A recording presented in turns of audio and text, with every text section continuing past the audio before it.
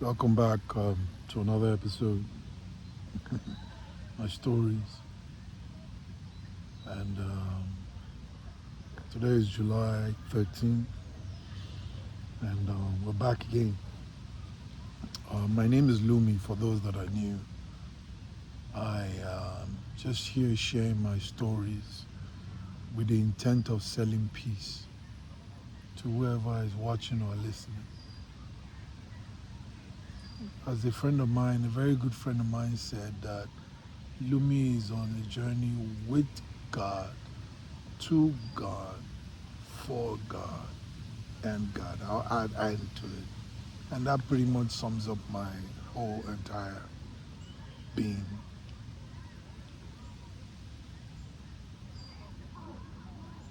So the last video I spoke about the projects that I want to do and how those projects, the inspiration are coming, and how some of those projects are creating experiences, and how some of those projects are meant for experiences, while the others are meant to be executed to get get people into a peaceful place. Those that are interested, because there's nothing more that you can acquire externally that can bring in peace if the peace is not already within. Everything that you use outside is just going to be a temporary distraction with the illusion of what may look like peace, but after a while, that which is in will be hunger for more, will be hungry for more, and then you now have to find out that whatever it is that you thought was externally relied on for peace will have to be expanded or discarded for with the intent to bring in something else.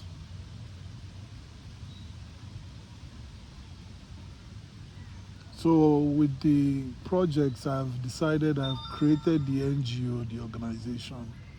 I have the name. I'm currently halfway into the logo, the brand.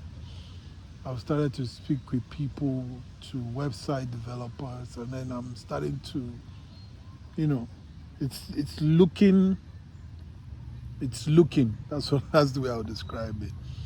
However, when I sit down, I spoke with one of my mentors, and we kind of like spoke about everything that I'm trying to achieve, and he was helping me, challenging me to see where there are loopholes in that vision, and also helping me to understand what needs to change in me for those visions to be bettered without any resistance. And the truth is, these projects are something that I've devoted all my life to, because that's the amount of commitment that these projects require. You have to devote everything to it, and I'm willing to do that simply because, for me, I'm not using those projects as a distraction, like I just explained, of peace, but it is something that I have found that connection within myself with the divine, and is growing. And so, through what I have been given, my intent is for others to be able, excuse me, to be able to receive that if they are willing to participate in it. Because as I in my own time was looking for someone that could point me in the direction of guidance or mentorship and support and assistance to be seen. And that, I know how important that was, that could have been, and that was on my own path.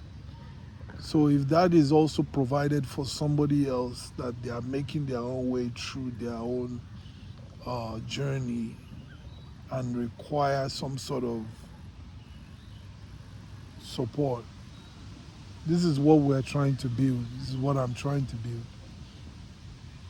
And ironically, what is so funny there is there, there were some peak holes of overwhelm, overwhelming feeling that can I pull this off? That doubt there.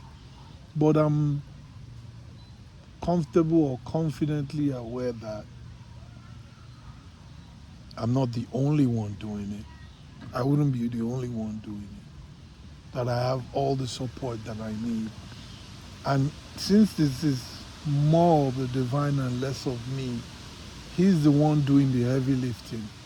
I'm just there to execute. He's the one doing the heavy lifting. The divine is the one doing the work. I'm just there to just bob, bob. You know what I'm saying? Just bob.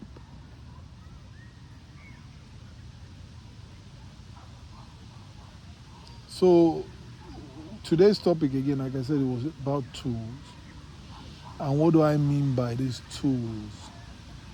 So we have challenges, we have traumas,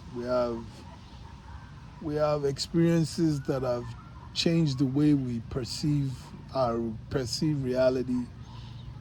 There are incidents that have occurred in life, in one's life, that will cause people to react in certain ways. Trauma, pain, brokenheartedness, so many things that I can go into, that whatever it is that has caused distortion in the existence of the being and has somehow changed the way the being looks at life. Typically, we are talking about people in a class of depression, anxiety, and PTSD. So, for example, let's say it's an army veteran that has gone to war. Before he went to war, he was a full, healthy human being. But due to the horror of what he has seen in the battlefield, the killings and all of that, has could change some sort of perception of that veteran in terms of how that veteran lives when he comes back into the society. There'll be paranoia, PTSD, all those stuff. So tools are basically the external things that we use, which is what I'm trying to address, to help navigate those chronic experiences that has caused a distortion in our being. So I gave an example of an army veteran, right? So for example, some army veterans, you hear there are a lot of them that are going into plant medicine, psychedelics, and that's helping them move past all this pain and experiences that has defragmented the way that they process information. So plant medicine and psychedelics is an example of a tool, but not everyone has that courage to embark on that journey, especially because of the fears of what may come out of it and so on. There's so many stories behind what can cause one not to dive into psychedelics. So psychedelics is just one aspect of a tool, and then we also have other tools like breath work. And breath work also is an example of a tool that one can use when one is getting to that state of, let's say, being a panic attack, or something externally is causing a trigger within to make one act irregular to their normal existence. Then one can begin to breathe deep. And there are different types of breath work that one can do. So there are different ones. So for example, there's one they call the Nadi Shodam, which is one I really like. It's the alternate nostril breathing. and then there's the breath of fire. You have different types of breath works that help you come back into the body or help you move past whatever it is that looks challenging, that has had a hook on the ego's perception. Another tool that can be used is yoga. Yoga is another form of tool that allows the body to be at ease, to allow the energy to flow within the body throughout the acupressure points and the meridians, so that circulation begins to flow, that doesn't cause any disruption in the communication within the body itself, within all the organs and the vessel itself. It seems like something is biting me. So I'm just giving you examples of tools.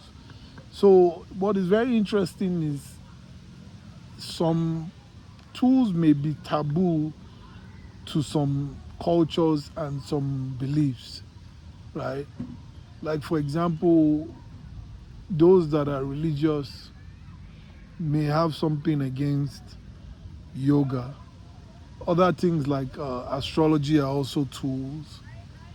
And one thing I just want to just, one thing I would like to just point you into the direction of is the way that I see something, the way that I perceive life is that everything about me is intentional now. And whatever it is that I come across as a tool, I have only one intention. And that one intention is to connect deeper with the divine. So, whatever it is that I find myself engaged in, it is less important to me what that thing is. But what is more important, what is more important is what that thing is enabling me to do.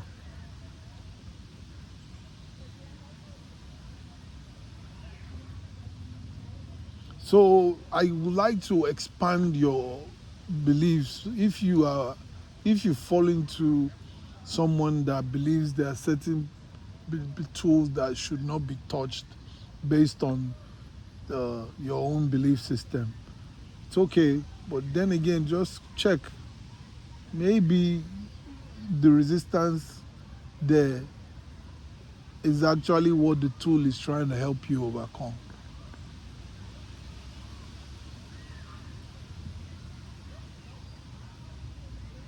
And one of the most important perspectives that helped me through mine is that in all of the creation, there's nothing that was created in this world that wasn't created by God. So why then should I condemn any of these tools and believe any of those tools will not allow me or will not enable my safe passage to God?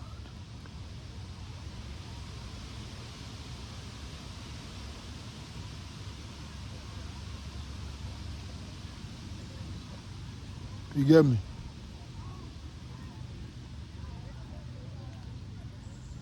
So God created everything.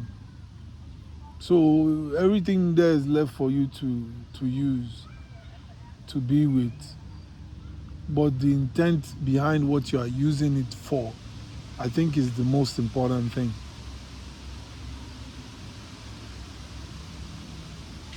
So with this organization that I'm trying to, you know, bring into reality, the goal is to provide those tools to wherever we are located, or whatever segment or sector we're targeting.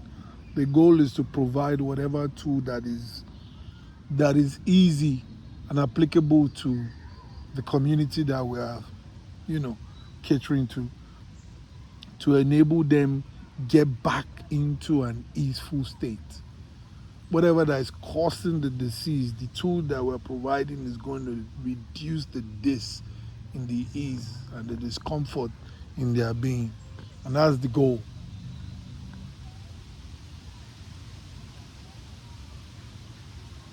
So that's pretty much it. There's not much I need to share more about that. And please, let's continue to pray for peace in the world. I know that sounds far-fetched, but one will be surprised.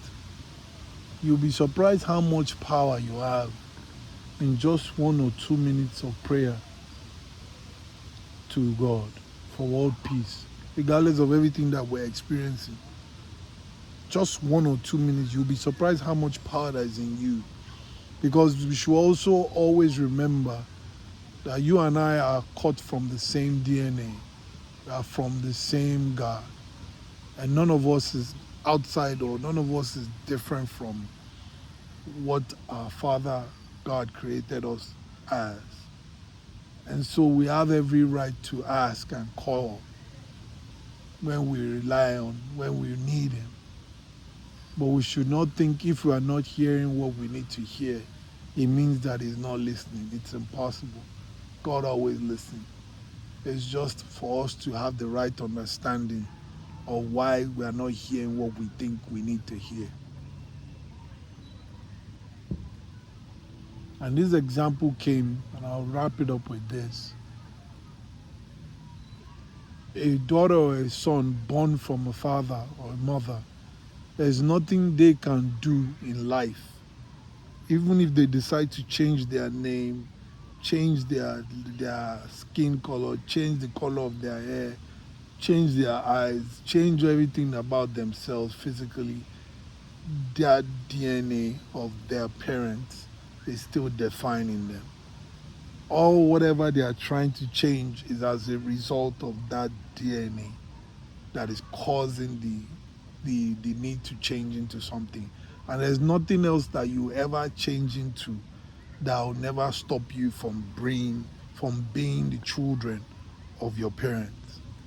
And that's exactly what God is about. There's nothing you can ever do that will ever stop you from being a child of God. So I'll leave it there. Anyways, thank you for watching. Thank you for supporting. Like and subscribe. Share, because we're trying to get this message out as much as possible. Just one person or two, causing that ripple effect. Little by little, we are planting these seeds of this world peace. Little by little, just little by little. Mainly like you now, you're watching this, wherever this is, and you're thinking and you're hearing, okay, let me sit down, let me kneel down 1 second or 1 minute just to say this prayer. And we continue to push that prayer, and then the next person says it, and the other person says it, and the next, everybody is saying it. And before you know it, in our hearts will begin to purify, and then we will start to only think of goodness and think of what's best for us collectively as a humanity and collectively as beings, even for animals, even for trees and the ecosystem. All right. Thank you for watching, and take care. Bye.